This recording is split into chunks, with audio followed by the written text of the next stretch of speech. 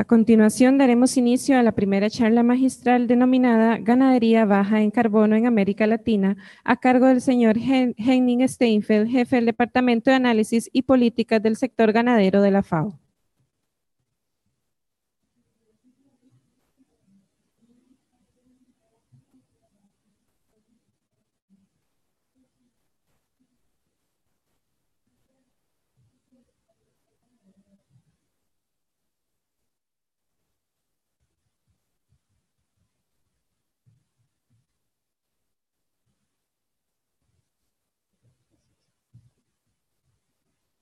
There's a phone.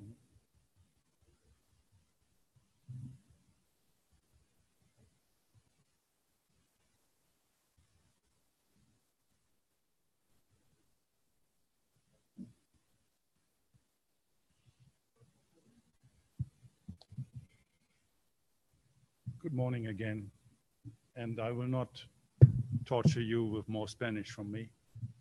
So I have prepared a presentation in Spanish, but I will speak to it.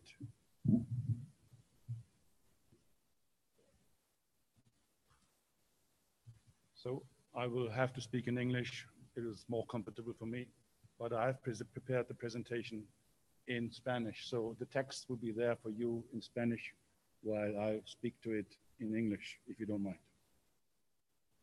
So I'm going to speak about what could be the elements of a regional effort to look at low carbon livestock in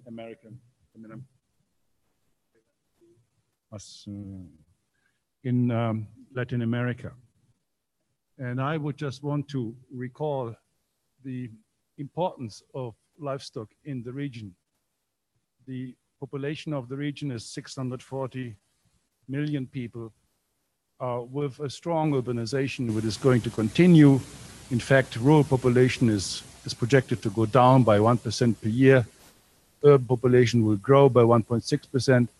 And a remarkable achievement from the point of FAO is that hunger and malnutrition have been reduced quite a bit over the last 15, 18 years by about half, but there are still about 34 million people who live without sufficient food to eat. The region is extremely productive in terms of livestock production. It produces, I've already said, 640 million people. That's about 9% of the world population. But they produce about 29% of all beef and 25% of all poultry, 6% of all pork, and 10% of all milk. So it's a region that is advantaged by abundant land and water resources. The sector is also contributing about 39% to the total GDP of agriculture, about $127 billion of value added in the sector, and actually has a high consumption relative to other regions in terms of animal product consumption. Particularly, as you can see down there, the southern cone has a high consumption of both milk and meat. Exports are very important. About 25% of beef and 26% of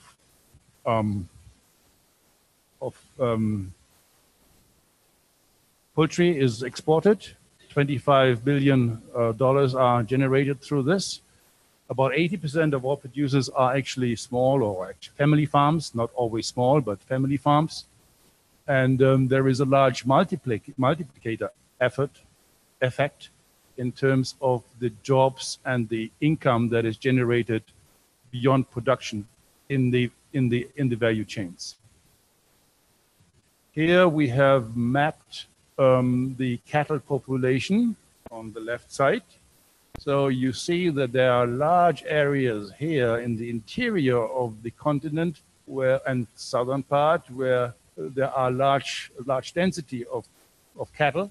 Then again in Colombia and Venezuela and Ecuador, and again a little bit more scattered in Mexico and Mesoamerica.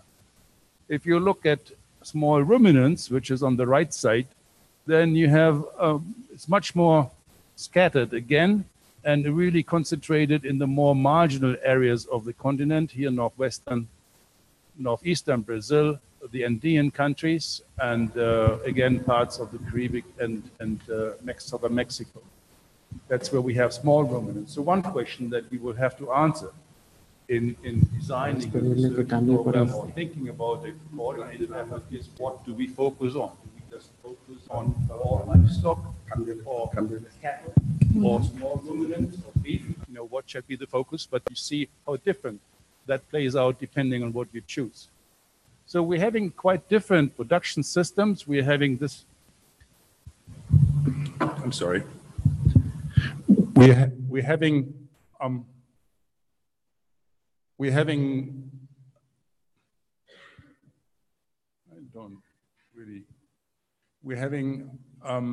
smallholder systems like this one here in Latin America. We're having these systems in the Andean, which are really in marginal environments with small ruminants, as I said before, and increasingly, quite rapidly growing in some countries, Paraguay, Argentina, Uruguay, Brazil, feedlots, which are the American way of producing beef with large amounts of feed concentrates using it. And here we're having more extensive systems. I think this is more like the Gran Chaco, so very arid environments and very low stocking rates. So a huge diversity of systems, and I think we need to account for this diversity in designing any program on research or policies that we may want to do. So in FAO, we have been looking at the different production factors that can be combined to produce livestock. And here is a global map. And what we have here is actually 3 production factors, how they come together. It's labor, it's capital, and it's land. And the blue ones would be systems that are heavy in labor. So they are smallholder systems. They have a high supply of human labor and little land and little capital that goes into it. So Africa, for example, but also India, and in Latin America, it would be the Andean countries and the Central American countries where smallholder systems actually prevail, systems with very little capital input, some land, but a lot of labor. And you have also then, on the other extreme, capital-intensive systems which prevail in the US, for example, in Russia and Western Europe, Near East to a certain extent, and very little of that actually in Latin America, because there are not really capital-intensive systems so much in this region. But what you have, and what is kind of unique, is the green one here, which are all the extensive systems, grazing systems that have a lot of land with little labor and capital input. So these systems are actually represented in the continent quite a bit here. If you look at the green here, you have other parts of the world that are all similar, but the largest concentration, or the largest extent, if you wish, of extensive systems we have in South America. Again, looking at it for beef or for cattle and small ruminants, to give a more nuanced picture here, again, what comes out is the Andean countries and the Mesoamerican countries with labor-intensive systems. Again, northeastern Brazil would also be labor-intensive, and then the huge threats here of extensive systems that run through the middle of the continent, sparing some regions here like the legal Amazon, which are still heavily forested with no cattle in this area. Small ruminants would be much more dispersed, scattered in some way. Again, the question whether that should be included or not. The pasture degradation is widespread in Latin America to some extent, or to some estimate about 70% of the pasture area is affected by different forms of degradation. And here you have a variety of examples picked from the literature that explain or that demonstrate the extent of degradation as we have it. The emissions from livestock are kind of explained here. So here we have the total contribution of agriculture to anthropogenic climate change, 23% in the region, but there's also land use and land use change, which part of which is to be attributed, a large part of that is to be attributed to livestock and to agriculture. If you look at just the direct emissions, which are 23% or 4 million tons of CO2 equivalent, 87% of that come from livestock and only 13% from crops. So if you think about, or if you look at livestock and agriculture and climate change, livestock is really the big part of it. This is confronting the differences between emissions from beef and from milk. Actually, the difference is not much because about 2/3 of all the emissions come in both cases from enteric methane. And there's not much difference between the two. But if you look at feedlots, for example, enteric fermentation goes down quite a bit. And the emissions that have to do or that come from feed, the fertilization and the losses, nitrogen losses from producing feed go up. Also CO2 from feed, which is the fertilizer here. And then again, confronting this with small ruminants, again, the enteric methane will be about 3/4 of the total emissions. So if you go into a sort of intensification, going back again, of this system, then the enteric will go up and the other emissions will go down relative to enteric methane.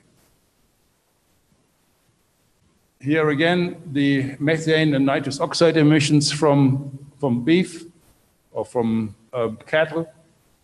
Total emissions 854 million tons, and in terms of CO2 equivalent, and nitrogen is about 300. And you see how these is distributed over the region. That area that I indicated to you before, that runs through Brazil down to Argentina, Uruguay and Argentina, has kind of the highest emission intensities, and other regions are also high, but not quite as high. And for nitrous oxide is again a similar picture. I'm bringing this up because I think it is important to differentiate and to look at systems specifically so as to not make the mistake that we treat all these systems as equal, or that we come up with blanket solutions for these different systems. Emission intensity, here explained that the highest is the blue here. So these would be where we have the highest emission intensities in terms of methane. Is this methane? No, this is all emissions, I'm sorry. And it's expressed per kilogram of protein. It's expressed in kilograms of protein. So it actually makes that comparison between meat and milk, but it is all expressed in kilograms of protein, so thereby it becomes comparable.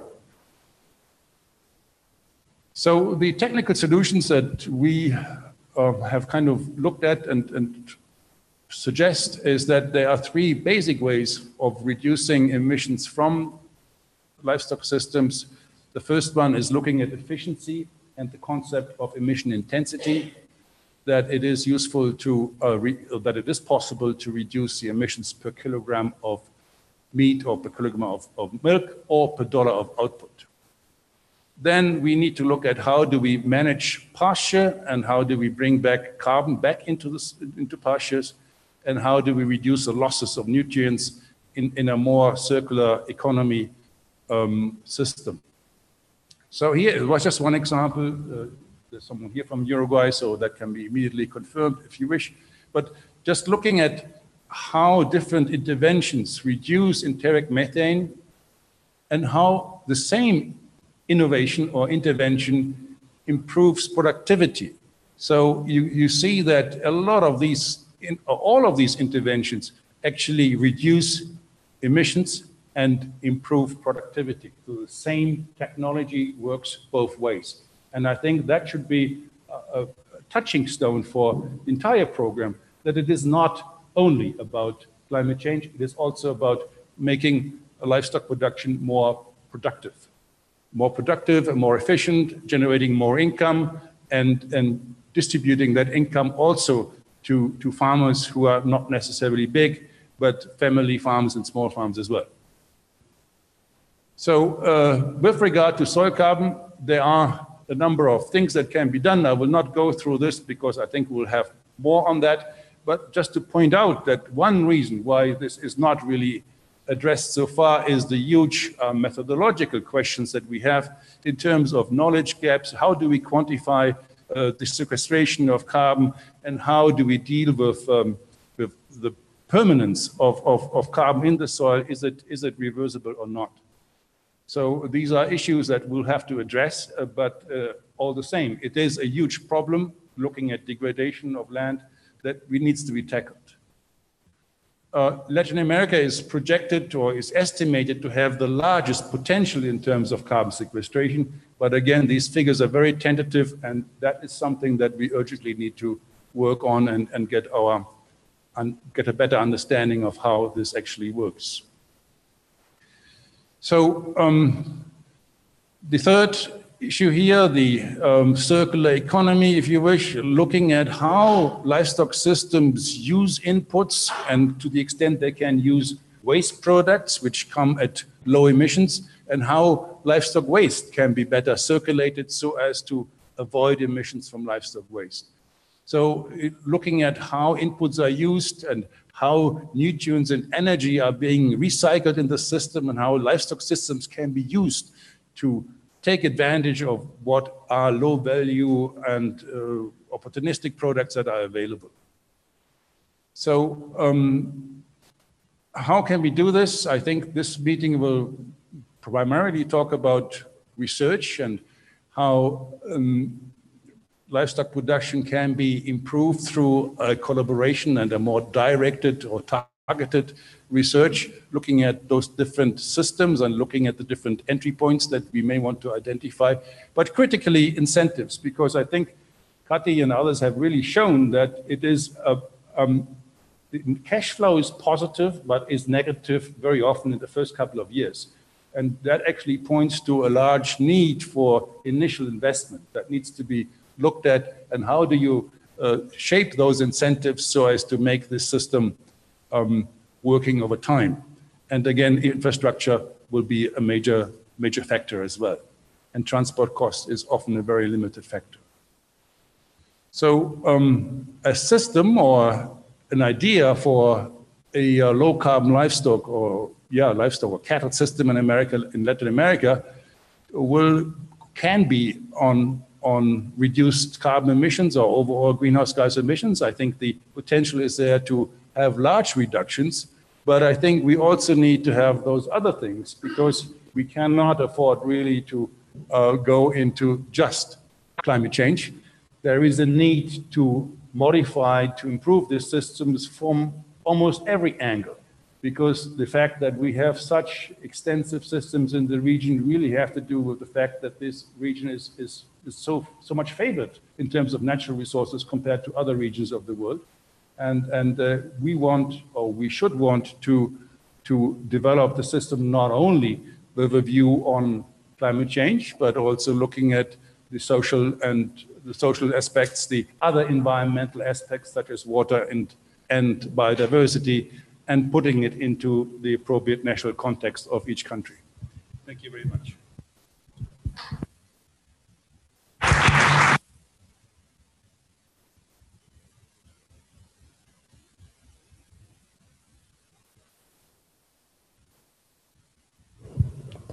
Realizaremos la ronda de preguntas al final de las dos presentaciones.